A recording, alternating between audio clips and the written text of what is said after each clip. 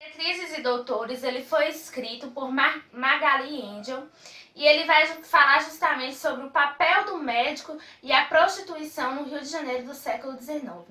Para a gente entender um pouquinho sobre nos ambientar sobre o Rio de Janeiro naquela época, é importante a gente saber que o Rio de Janeiro, a cidade do Rio de Janeiro, vivia um caos urbano muito grande.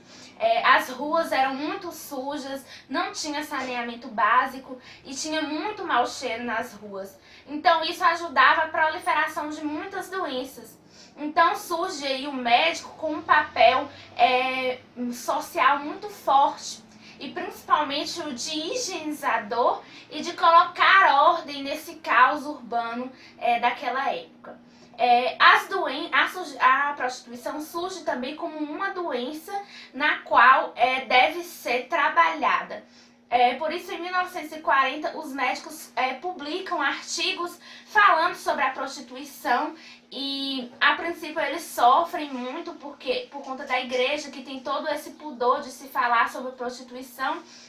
Mas aí eles veem que é necessário se falar, principalmente depois da epidemia de sífilis que acontece no Rio de Janeiro e ocorre muitas mortes. Então os médicos vão começar a falar sobre a prostituição e aí surge o termo de sexualidade sadia e sexualidade não sadia. O que seria sexualidade sadia?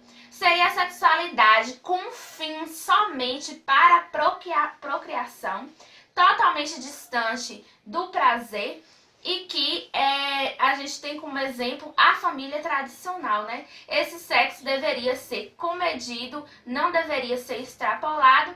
E em contraponto surge aí a sexualidade não sadia, que é justamente a prostituição, porque a prostituição não tinha como fim a procriação e também era um sexo totalmente descontrolado, então era considerado não sadio. É importante salientar também que as prostitutas, elas sofriam bastante, porque elas consideravam não só a prostituição, a sociedade, com uma doença física, mas também uma doença social e uma doença moral.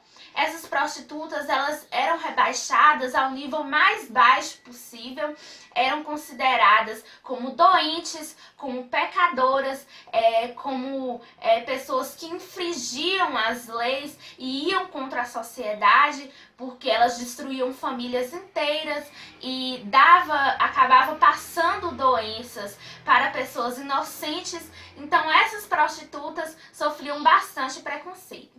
O livro tem uma narrativa muito fácil de ser lida, então você lê o livro muito rápido, é um livro excelente.